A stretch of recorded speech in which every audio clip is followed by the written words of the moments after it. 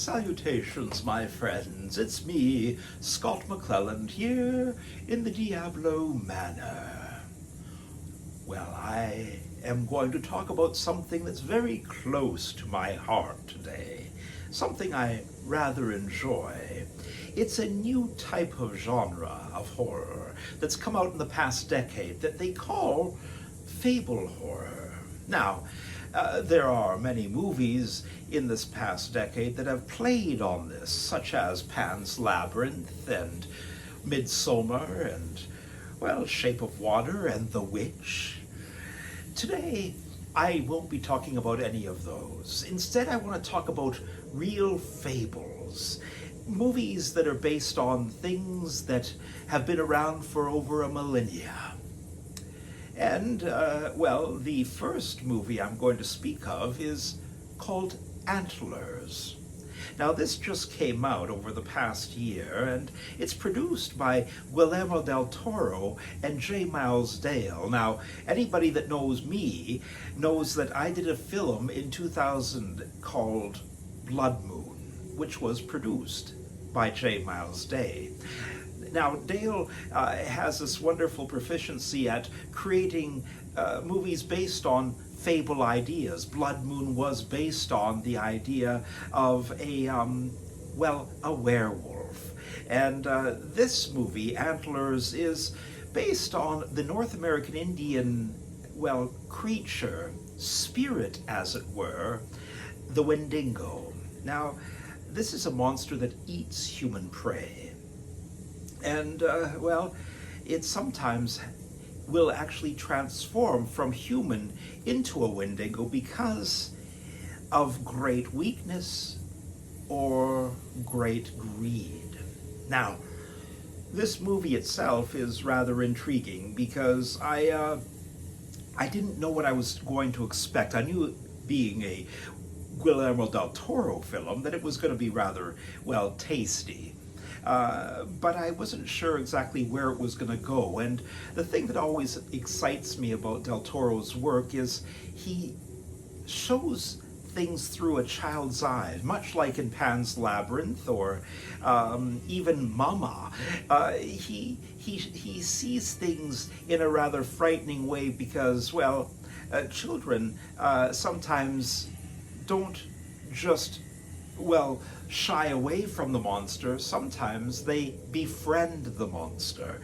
And Antlers is a really interesting story because it is a creature that is much like a Wendigo. It may be a Wendigo, and it is rather horrifying in the sense that when you encounter the beginning of the story, you meet his family, this young boy who is a bit of an outcast and obviously comes from a parent that maybe not be the perfect parent.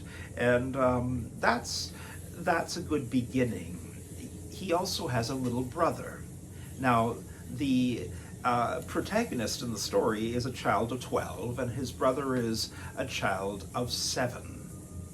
And, of course, his father is a big part of the story. The three of them live in a house on the outskirts of a little town, and, bad things begin to happen in the mining area of the township. And how can I put this? It's a movie that entices you to watch it because its pacing isn't fast. It's methodical and makes you want to, delve deeper into maybe what a Wendigo could be, because they don't reveal the Wendigo right off the top, and it's certainly no spoiler here. The movie is called Antlers, and it has this massively mystical feel to it right when you see the poster.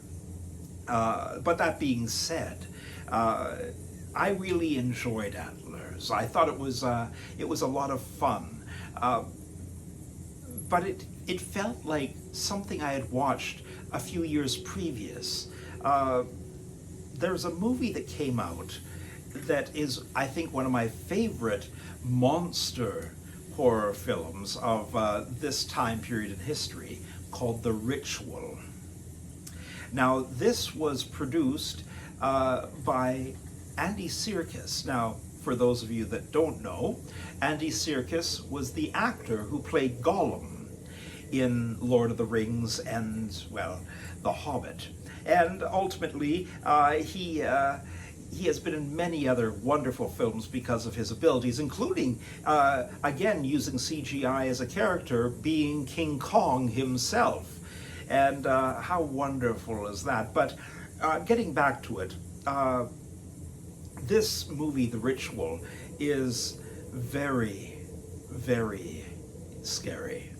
And I say that because everybody has been to the woods, and everybody has had an encounter with what they feel could be Mother Nature in a rather unusual sense, where you might fear the wolf or fear the bear, etc., etc. But in reality, in this wonderful film, it's about some British gentlemen that are a group of friends, and they decide that they're going to go from England on a big kind of adventure and excursion to a country they aren't used to, Sweden.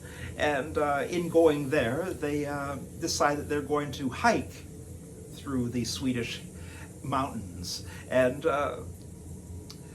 at first, this seemed like a really good idea. And I'm not going to give anything away because they are going on this major expedition for a reason. And I don't want to give that away right now, but it's a good reason. It's a admirable reason. And when they're finally setting out on their adventure, it looks like a buddy movie. It could be a lot of fun. It's still slow-paced in the sense that it's not trying to be a comedy. You just feel that these gentlemen know each other well, and you know, the humor is downplayed, but it's still there all the same.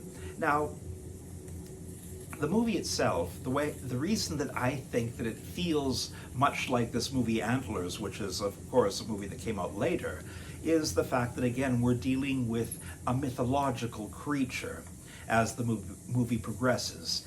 And it's based on the Norse god called Jotun, the bastard son of Loki the trickster and shapeshifter.